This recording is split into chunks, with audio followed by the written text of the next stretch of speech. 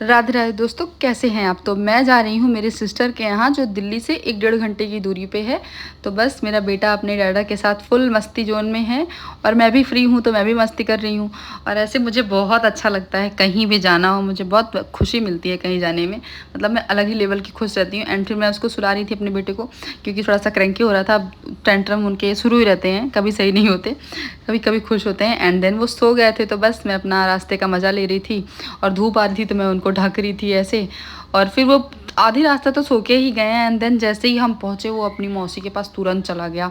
और फिर भाई हमारा स्वागत हुआ, पहले हमें घेवर दिया गया और जो है रसमलाई, और फिर क्रिस के लिए भी हलवा आया, क्रिस को खिला रही थी।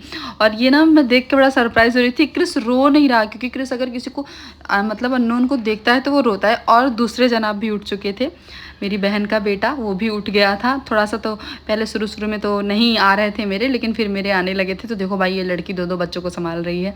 और उसके बाद इन लोगों में जो लड़ाई हुई हमें बहुत मज़ा आ रही थी देख के, मतलब कैट फाइट हो रही थी। देख लीजिए कैसे मेरा बेटा मेरी बहन के बेटे को परेशान करा, देखो पैर से कैसे मार रहा है। और इन जनाब ने भी परेशान किया, लेकिन वो वीडियो में नहीं ले पाई। फिर इतना टेस्टी सा यमी यमी चावल फ्राई जो है प्राची ने किया था, चाय वो हमने खाई। और देखो भाई फुल सतानी मूड में है और दोनों ही बच्चे बहुत सताने और ये झूले का मज़ा ले रहे हैं। इनको देखो ये खा रहे थे, इनको हटा लिया गया। फिर इन दोनों ने सीसॉ का पूरा मज़ा लिया।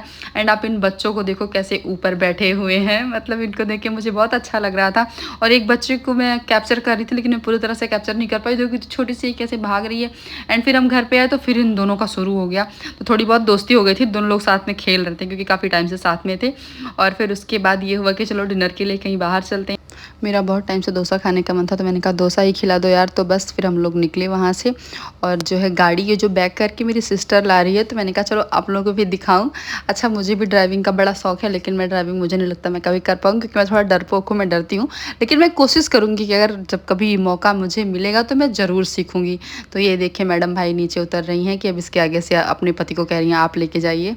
फिर हम लोग निकले डिनर के लिए। एंड मैं बहुत खुश थी, क्योंकि मुझे था कि मैं क्रिस को बस कुछ नया नया दिखाऊं। तो देखो क्रिस अपनी मौसी के पास है, मतलब मेरा बेटा, और डुग्गू मेरी बहन का बेटा अपने मौसा जी के पास में है, क्योंकि वो गाड़ी का मज़ा ले रहा है। फिर हम आए तो फिर हमने डोसा ऑर्डर किया। डोसा बहुत ही अच्छा था यहाँ का।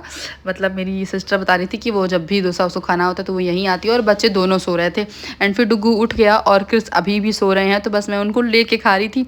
थोड़ी देर बाद जैसे ही हमारे जाने का टाइम हुआ क्रिस भी उठ गए थे और उठे, थोड़ा बहुत कुछ खाया और उन्होंने दूध पलट दिया। तो इसके लिए फिर आगे मैंने कुछ सूट नहीं किया, क्योंकि मेरे कपड़े भी ख़राब हो गए थे, मेरे बेटे के भी कपड़े ख़राब हो गए थे।